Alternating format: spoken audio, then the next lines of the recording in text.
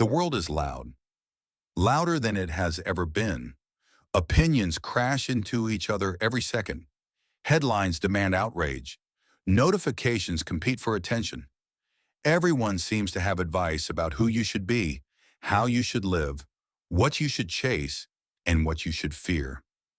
And in the middle of all that noise, there is a quiet truth that very few people ever fully accept. The only life you will ever truly control is your own. Focusing on yourself is not withdrawal from the world. It is not indifference. It is not selfishness. It is the beginning of strength. It is the decision to build a foundation so stable that no external storm can dismantle it. This idea is not new. It is ancient.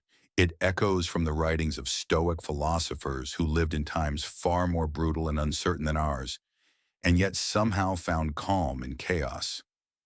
More than 2,000 years ago, a man named Epictetus was born into slavery. He had no social status, no wealth, no freedom. His master was reportedly cruel. At one point, his leg was twisted so severely that it was permanently damaged. And yet this same man would later teach one of the most enduring ideas in philosophy, that while we cannot control what happens to us, we always control how we respond. Epictetus did not deny suffering. He did not pretend the world was fair. He simply recognized that there was a part of him no master could command. His thoughts, his judgments, his will. Imagine that. A man physically enslaved, claiming inner freedom, not because his circumstances changed, but because his focus did. This is where focusing on yourself begins. It begins with understanding the Stoic dichotomy of control. Some things are up to you, and some things are not. Your opinions, your intentions, your choices, your reactions, these are yours. Your reputation, your possessions, the actions of other people, the outcome of events, these are not. Most of the stress people carry today comes from confusing the two. We attempt to manage other people's perceptions. We obsess over results we cannot guarantee. We replay conversations in our minds wishing we had controlled what was never ours to control in the first place. The Stoics would call this a misuse of energy. To focus on yourself is to reclaim that energy and invest it where it compounds. It is to say, I will not exhaust myself trying to command the wind. I will strengthen my sails. There is a story about Marcus Aurelius, the Roman emperor who ruled during one of the most turbulent periods in Rome's history. His reign was marked by plague, war, political betrayal, and constant pressure. He commanded vast armies. He oversaw an empire stretching across continents, and yet at night he wrote private notes to himself that were never intended for publication. These writings would later become known as meditations. They were not declarations of power. They were reminders. He reminded himself not to be disturbed by insults. He reminded himself that fame was fleeting. He reminded himself that death was inevitable. He reminded himself that his only real duty was to act with justice, courage, and self-discipline. Think about that for a moment. The most powerful man in the known world at the time was not writing about controlling others. He was writing about controlling himself. This is the essence of focusing on yourself. It is the recognition that mastery of the self is more difficult and more important than mastery of circumstances. When we do not focus on ourselves, we drift. We become reactive. Our mood depends on what someone said to us that morning. Our confidence depends on how many people validated us. Our sense of worth depends on whether we succeeded or failed in the eyes of others. In that state, we are not free. We are puppets attached to invisible strings. The Stoics believe that suffering does not come from events themselves, but from our judgments about them. If someone insults you, the insult only wounds if you accept the judgment behind it. If a plan fails, the failure only destroys you if you interpret it as proof of your inadequacy. Between the event and your reaction lies a space. In that space lies your power. Focusing on yourself means expanding that space. It means refusing to react instantly. It means examining your thoughts as they arise and asking whether they deserve your loyalty. Focusing on yourself is preparation. It is daily practice. It is the quiet discipline of shaping your thoughts so that when adversity comes, and it will, you are not meeting it for the first time. In modern life, adversity may not look like imperial persecution or battlefield command. It may look like rejection, financial pressure, public criticism, relationship conflict, career setbacks, illness. The forms change. The principle does not. Most people attempt to control adversity by controlling everything around them. They try to eliminate all discomfort. They avoid risk. They suppress emotions. But the Stoics understood something different. They knew that discomfort was a teacher. They practiced voluntary hardship to remind themselves that they could endure. Cold baths, simple food, periods of intentional austerity. Not because suffering was virtuous in itself, but because resilience is built through exposure. When you focus on yourself, you stop asking how to make life easier and start asking how to make yourself stronger. Consider how often comparison steals your peace. You scroll through curated images of other people's achievements and feel behind. You measure your timeline against someone else's highlight reel. The Stoics would argue that comparison is a distraction from your true work. Your task is not to outshine another person. Your task is to refine your own character. Marcus Aurelius wrote that a vine does not worry about whether another vine grows faster. It simply bears fruit in its season. When you focus on yourself, you detach from the race. You measure progress against your own previous limitations. You define success internally rather than externally. This is not complacency, it is clarity. To focus on yourself is to embrace responsibility, not the shallow kind that blames you for everything that happens, but the deeper kind that acknowledges your power over your response. Blame is seductive. It offers temporary relief. If someone else is responsible for your anger, then you do not need to change. If circumstances are entirely at fault for your stagnation, then you can remain as you are. But blame is also disempowering. It hands your agency to external forces. The Stoic alternative is radical ownership. Even when events are unjust, your reaction is yours. Even when circumstances are harsh, your next choice is yours. This perspective does not excuse wrongdoing. It simply refuses to surrender your inner authority. There is a quiet dignity in that stance.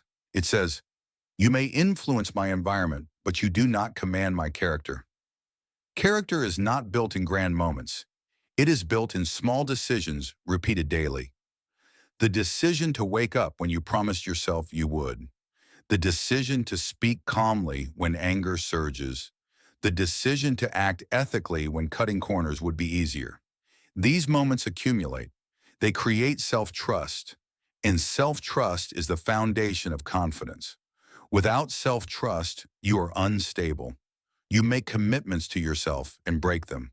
You set standards and abandon them. You rely on motivation rather than discipline. Focusing on yourself means treating your word to yourself as sacred. It means recognizing that every action is a vote for the kind of person you are becoming.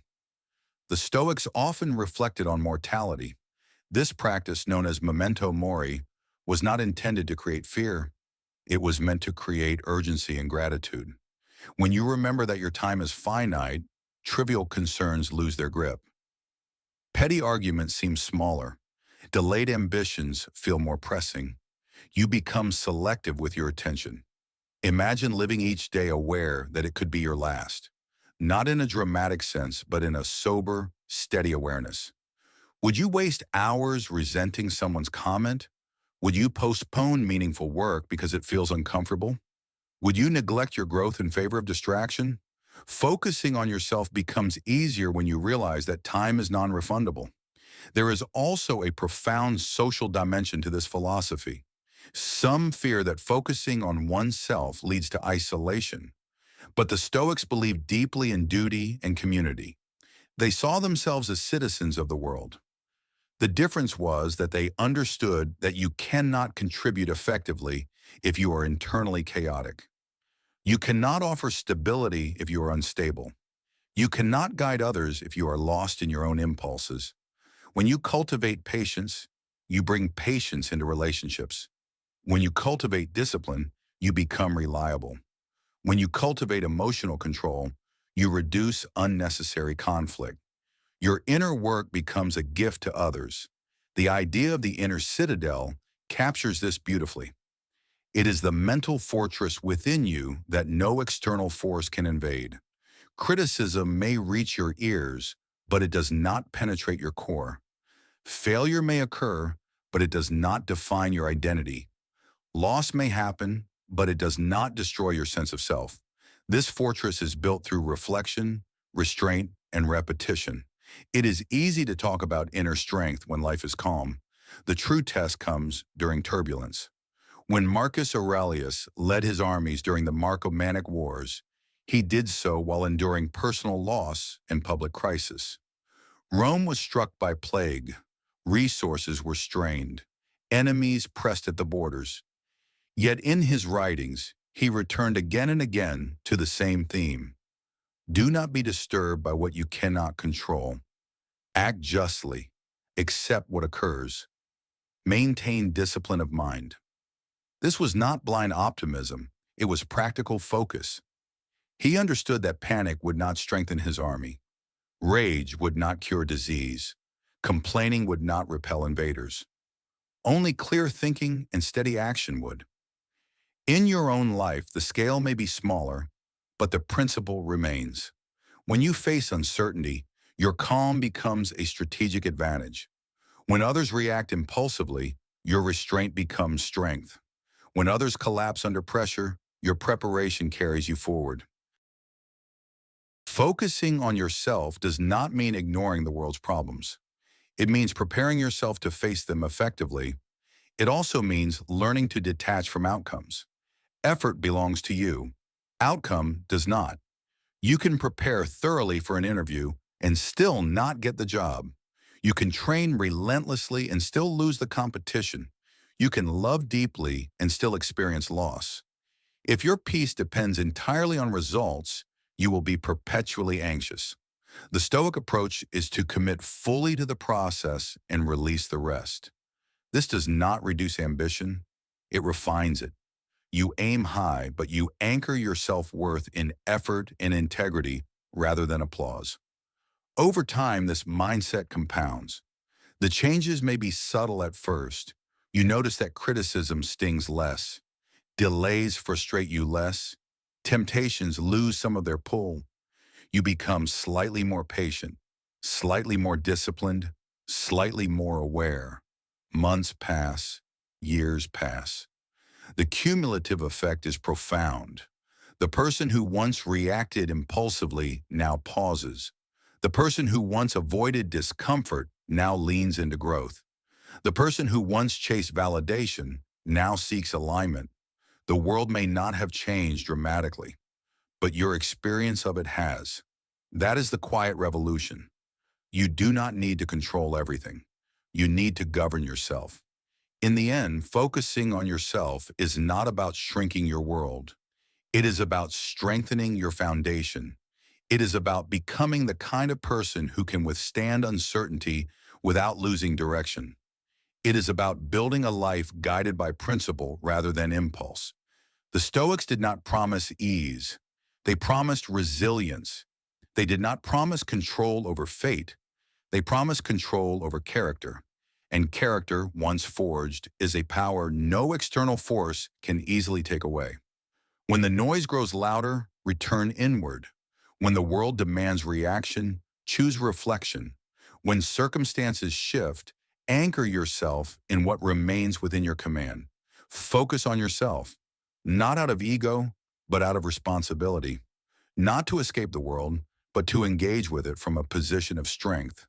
Because in the end, the greatest project you will ever undertake is the shaping of your own mind.